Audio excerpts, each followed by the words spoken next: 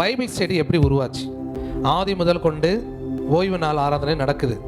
ஆனால் Bible study எப்படி ஆரம்பிச்சிச்சு? இதை ஆரம்பிச்சது யார்?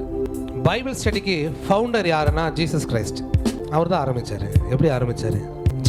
கூட்டமாக வருமா, அப்போ அவர் கொடுக்குறது சண்டே மெசேஜ் போல். இந்த சீஷருங்க தனியாக வர்றாங்கல்ல, வந்து உட்காந்துட்டாங்கன்னா அது பைபிள் ஸ்டடி. ஸோ நீங்கள் கன்சோலேஷனுக்காக இப்போ வரல. பைபிள் ஸ்டடி மீன்ஸ் சீக்ரெட்டை தெரிஞ்சுக்கிறதுக்கு வந்திருக்கீங்க.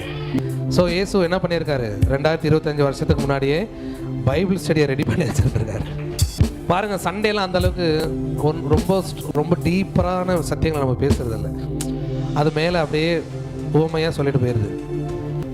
விடுகதை மாதிரி அவர் சொல்லிட்டு போயிடுவார்.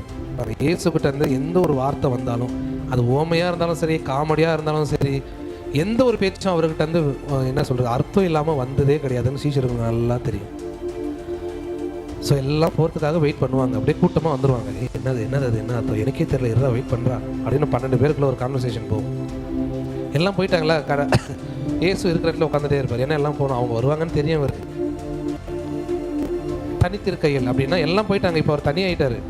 இப்போ அவங்க போவாங்க, ஐயா நீங்கள் வந்து இவ்வளோ நேரம் சண்டே சர்வீஸ் மாதிரி நடத்துனீங்க, இப்போ எங்களுக்கு பைபிள் ஸ்டடி சொல்லித்தாங்க.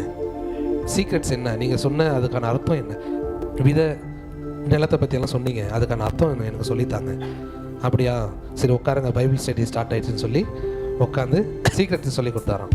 ஸோ நீங்கள் இங்கே வந்திருக்கீங்க பைபிள் ஸ்டடிக்குன்னா, இனிமேல் நல்லா சீக்ரெட்ஸ் ரிவீல் ஆகும். சபையில் எப்பேற்பட்ட கர்த்தரை நாங்கள் வெளிப்படுத்துகிறோமோ அவர் அப்படியே அங்கே அப்பியர் ஆவார். உங்களுக்கு தெரியாது. இன்றைக்கி நான் காட் ஆஃப் ரெஸ்டிடியூஷன் சொன்னேன்னா, இதுக்கு மேலே பாருங்க, ரெஸ்டிடியூஷன் உங்கள் லைஃப்பில் நடக்கும். நீ என்ன சபையில் டிக்ளரேஷன் கொடுக்குறியோ, கர்த்தர் இப்பட்றா அப்படின்னு நீ சொல்லிட்டேன்னா கர்த்தர் அப்படி தான். நீங்கள் எவ்வளோ முக்கியமான பைபிள் ஸ்டடிக்கு வந்து உட்காந்துருக்கீங்கன்னு பாருங்கள். இல்லை, போன வருஷம் போல் இந்த வருஷம் பைபிள் ஸ்டடி இல்லை. போன வருஷம் இந்த மாதிரி ஃபயராக போகிற பைபிள் ஸ்டடி விட்டு இருந்துச்சு.